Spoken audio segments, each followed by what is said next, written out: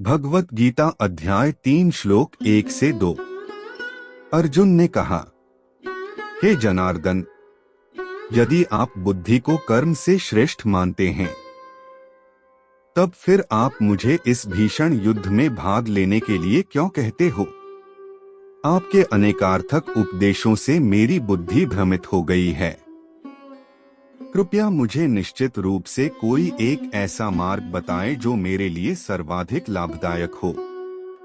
अर्थात पहले अध्याय में उस परिवेश का परिचय दिया गया था जिसमें अर्जुन के भीतर दुख और अवसाद उत्पन्न हुआ और जिसके कारण श्री कृष्ण को दिव्य आध्यात्मिक उपदेश देना पड़ा।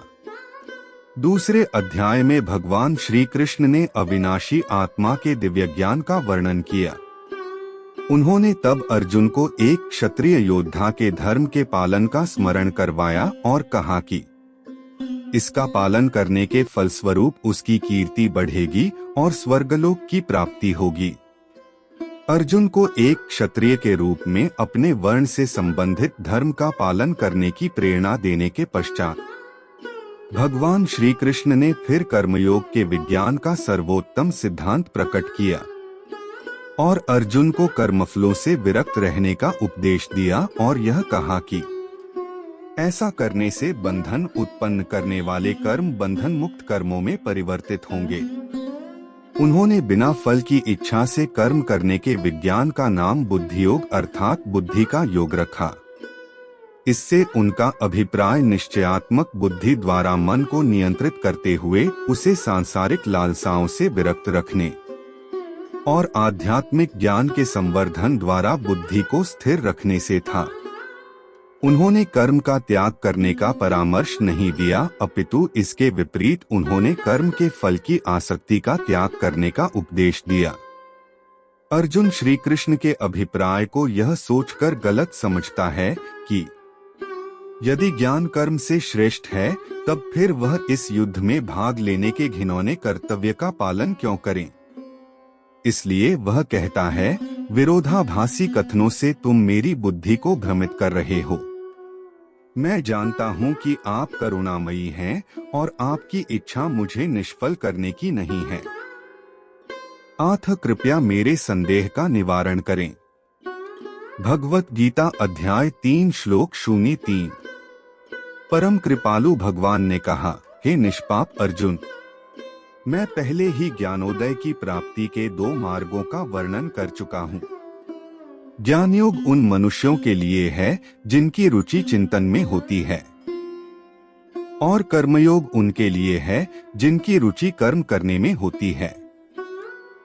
अर्थात श्लोक 2.39 में भगवान श्री कृष्ण द्वारा आध्यात्मिक परिपूर्णता की ओर जाने वाले 2 मार्गों का वर्णन किया गया, जिनमें से प्रथम मार्ग विश्लेषणात्मक अध्ययन द्वारा आत्मा की प्रकृति और शरीर से उसके भेद को जानने का ज्ञान प्राप्त करना है। श्री कृष्ण ने इसे सांख्य योग कहा है। दार्शनिक मनोवृत्ति वाले लोगों की रुचि बौद्धिक विश्लेषण द्वारा आत्मा को जानने के लिए ज्ञान मार्ग की ओर होती है। दूसरे प्रकार के लोग अपने समस्त कर्म भगवान को समर्पित करने की भावना के साथ कार्य अर्थात कर्मयोग करते हैं। पिछले श्लोक में किए गए वर्णन के अनुसार श्री कृष्ण इसे बुद्धि योग भी कहते हैं। ऐसी पद्धति के अनुसार कार्य करने से अंतःकरण की शुद्धि होती है और शुद्ध अंतःकरण में स्वाभाविक रूप से ज्ञान प्रकट होता है। अतः यह मार्ग ज्ञानोदय की ओर प्रवृत्त करता है। आध्यात्मिक मार्ग में रुचि रखने वालों में ऐसे लोग भी सम्मिलित होते हैं जो चिंतन एवं मनन में रुचि रखते हैं और कुछ ऐसे लोग भी सम्मिलित होते हैं जो कर्म करने में रुचि रखते हैं।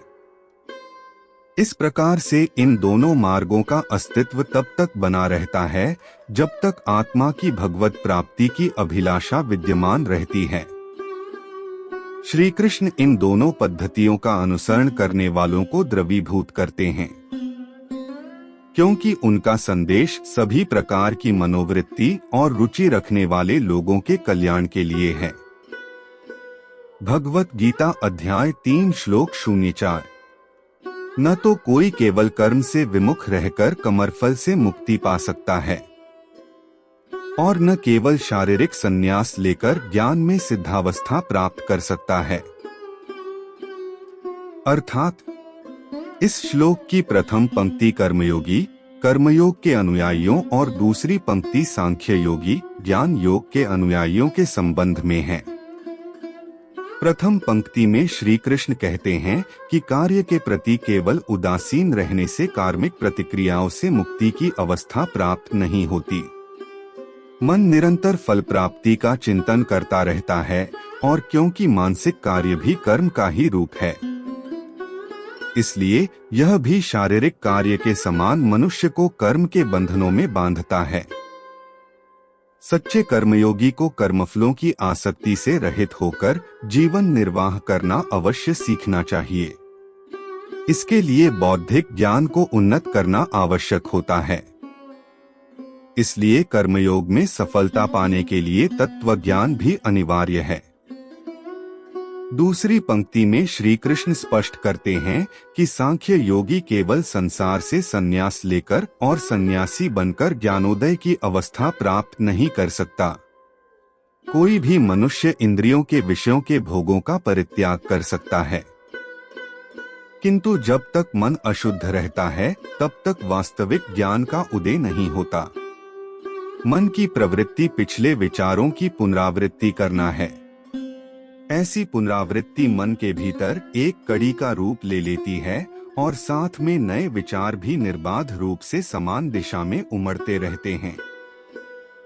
अपनी पुरानी प्रवृत्तियों के कारण लौकिक चिंतन से मन चिंता, तनाव, भय, घृणा, शत्रुता, आसक्ति और सांसारिक आवेगों के समस्त रागों की ओर भागता रहता है। इस प्रकार केवल भौतिक रूप से संसार से संन्यास लेने से अशुद्ध अंतःकरण में वास्तविक ज्ञान प्रकट नहीं होगा।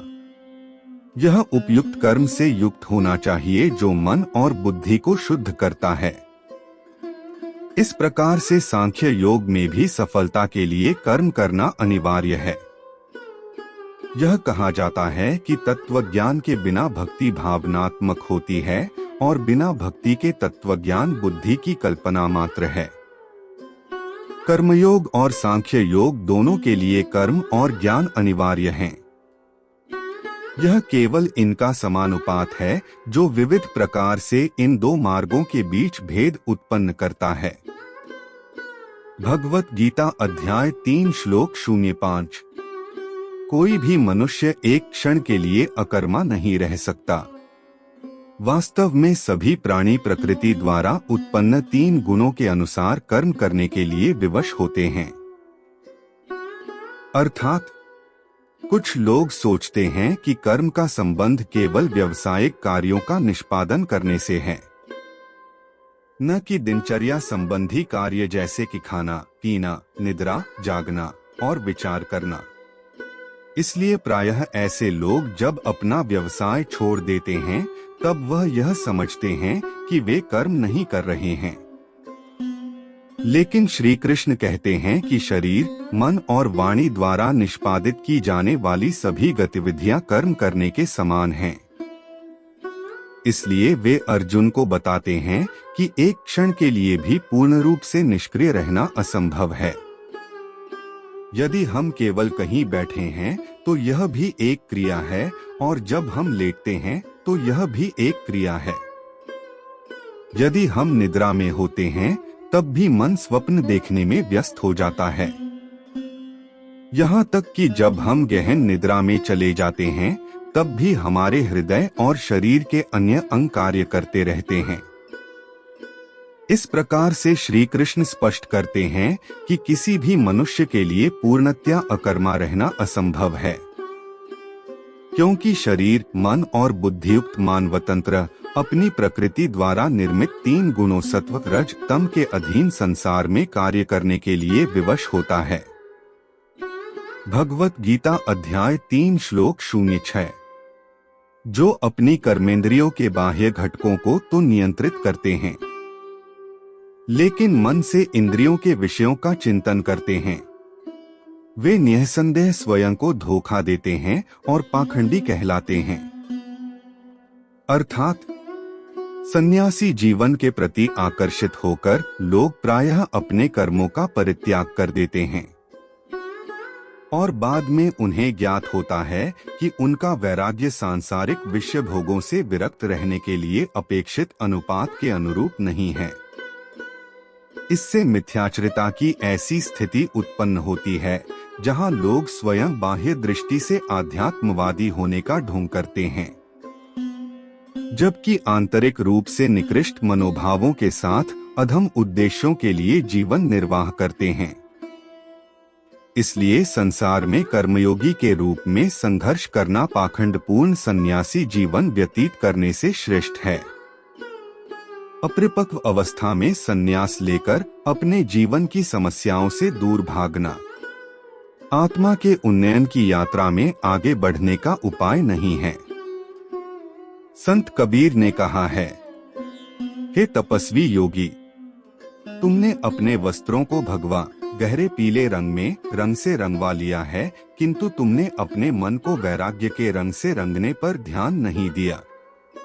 स्वयं को सन्यासी दर्शाने के लिए तुमने प्रतीक के रूप में अपने केश बढ़ा लिए हैं और अपने शरीर पर राख मल ली है, किंतु भीतर से समर्पण भाव के बिना बाहरी रूप से मुख पर दाढ़ी बढ़ाकर अपना रूप बकरे जैसा बना लिया है।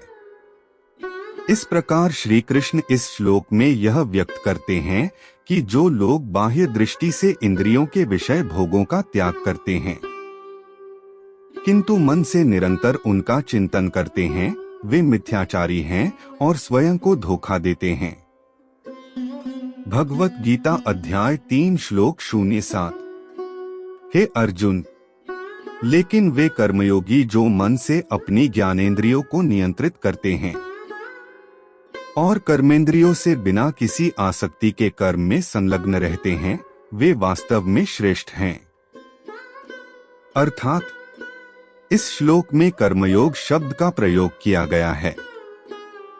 यह दो मुख्य अवधारणाओं के सामंजस्य से बना है। कर्म अर्थात व्यावसायिक कार्य और योग अर्थात भगवान में एकत्व। इस प्रकार कर्मयोगी वह है जो मन को भगवान में अनुरक्त कर सांसारिक दायित्वों का निर्वाहन करता है। ऐसा कर्मयोगी सभी प्रकार के कर्म करते हुए कर्म के बंधन से मुक्त रहता है। इस प्रकार से कर्म किसी मनुष्य को कर्म के नियमों में नहीं बांधता, अपितु उन कर्मों के फलों में आसक्ति रखने पर वह कर्म के बंधन में बंध जाता है। कर्मयोगी की कर्म के फलों में कोई आसक्ति नहीं होती। दूसरी ओर पाखंडी सन्यासी जो कर्म से तो विरक्त रहता है परंतु आसक्ति का त्याग नहीं करता, इसलिए वह कर्म के नियमों के बंधन में बंध जाता है। यहाँ श्री कृष्ण कहते हैं कि गृहस्थ जीवन व्यतीत करने वाले व्यक्ति जो कर्मयोग में रत रहते हैं, वे मन से निरंतर विषय भोगों का चिंतन करने वाले मिथ्याचारी सन्यासी से अधिक श्रेष्ठ हैं। जगतगुरु श्री कृपालु जी महाराज ने इन दोनों विचारों की तुलना अति विशद प्रकार से की है। मन हरि में तन जगत में कर्मयोग ते ही जान, तन हरि में मन जगत में यह महान अज्ञान। जब कोई संसार में शरीर से काम करता है किंतु मन भगवान में अनुरक्त रखता है तो उसे कर्मयोग समझना चाहिए। जब कोई शरीर को आध्यात्मिकता या भक्ति में लीन करता है किंतु मन को संसार में आसक्त रखता है तब उसे पाखंडी मानो। भगवत गीता अध्याय 3 श्लोक 08। इसलिए तुम्हें निर्धारित वैदिक कर्म करने चाहिए, क्योंकि निष्क्रिय रहने से कर्म करना श्रेष्ठ है। कर्म का त्याग करने से तुम्हारे शरीर का भरण पोषण संभव नहीं होगा। अर्थात जब मन और बुद्धि चैतन्य भगवान में अंतर्लीन होने की अवस्था तक पहुंचती है, तब कर्तव्य का पालन करने की मनोदृष्टि के साथ किया गया शारीरिक कार्य किसी भी मनुष्य के अंतःकरण को शुद्ध करने के लिए लाभप्रद होता है। इसलिए वेदों में मनुष्यों के लिए अपने मन और इंद्रियों पर संयम रखने के लिए सहायतार्थ कर्तव्य निश्चित किए गए हैं। वास्तव में आलस्य का वर्णन आध्यात्मिक मार्ग के फंदे के रूप में किया गया है। आलस्य मनुष्य का सबसे बड़ा शत्रु है, और क्योंकि यह घातक शत्रु विशेष रूप से उसके शरीर में निवास करता है। कर्म मनुष्य का विश्वस्त मित्र है और उसे निश्चित रूप से अधःपतन से बचाता है। मुख्य शारीरिक गतिविधियां जैसे भोजन ग्रहण करना, स्नान करना तथा शरीर को स्वस्थ बनाए रखने के लिए कर्म करना अनिवार्य होता है। इन अनिवार्य कर्मों को नित्य कर्म कहा जाता है। शरीर को सुचारू रूप से क्रियाशील रखने से संबंधित इन मुख्य क्रियाओं की उपेक्षा करना उन्नति का सूचक नहीं है, अपितु आलसी होने का संकेत है, जो मन और शरीर दोनों को क्षीण और दुर्बल करता है।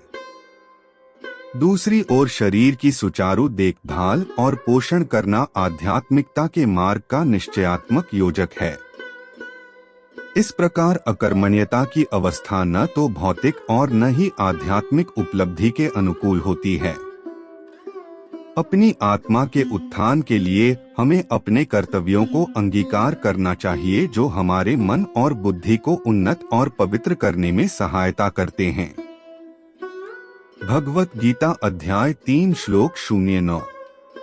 परमात्मा के लिए यज्ञ के रूप में कर्मों का निष्पादन करना चाहिए, अन्यथा कर्म इस भौतिक संसार में बंधन का कारण बनेंगे। इसलिए हे कुंती पुत्र, भगवान के सुख के लिए और फल की आसक्ति के बिना अपने नियत कर्म करो। अर्थात डाकू हत्या करने के प्रयोजन से चाकू का प्रयोग करता है, जबकि एक सर्जन उसी चाकू का प्रयोग एक उपकरण के रूप में लोगों का जीवन बचाने के लिए करता है। यह चाकू स्वयं न तो किसी की हत्या करता है और न ही किसी के जीवन की रक्षा करता है। इसके प्रभाव का परिणाम इसका प्रयोग करने के प्रयोजन से ज्ञात होता है।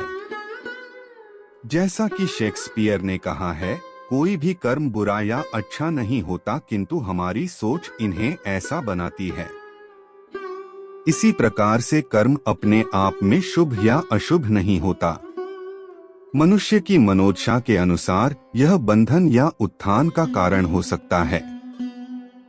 इंद्रिय सुख भोगों और अपने अहम की तुष्टि के लिए किया गया कार्य भौतिक संसार में बंधन का कारण होता है, और भगवान के सुख के लिए यज्ञ के रूप में किया गया कर्म माया के बंधनों से मुक्त करता है तथा भगवान की दिव्य कृपा प्राप्त करने की ओर उत्साहित करता है। क्योंकि कर्म करना हमारी प्रकृति है और हम दो प्रकार के कार्यों में किसी एक को करने के लिए बाध्य होते हैं। हम एक क्षण के लिए भी अकर्मा नहीं रह सकते, क्योंकि हमारा मन खाली नहीं रह सकता। अगर कोई भी कार्य हम भगवान को अर्पण किए बिना करते हैं, तब हम अपने मन और इंद्रियों की तुष्टि के लिए कार्य करने के लिए विवश होंगे।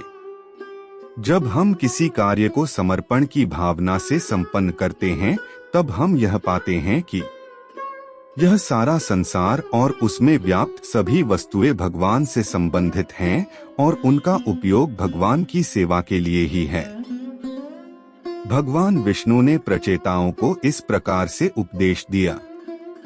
सच्चे कर्मयोगी अपनी गृहस्थी के कार्यों को पूरा करते हुए अपने सभी कार्यों को मेरे यज्ञ के रूप में करते हैं और मुझे सभी कर्मों का भोक्ता मानते हैं।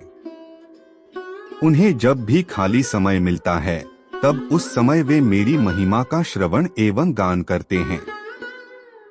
ऐसे मनुष्य संसार में रहते हुए कभी भी अपने कर्मों के बंधन में नहीं फंसते।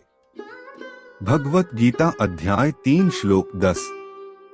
सृष्टि के आरंभ में ब्रह्मा ने मानव जाति को उनके नियत कर्तव्यों सहित जन्म दिया और कहा, इन यज्ञों का धूमधाम से अनुष्ठान करने पर तुम्हें सुख समृद्धि प्राप्त होगी और इनसे तुम्हें सभी वांछित वस्तुएं प्राप्त होंगी।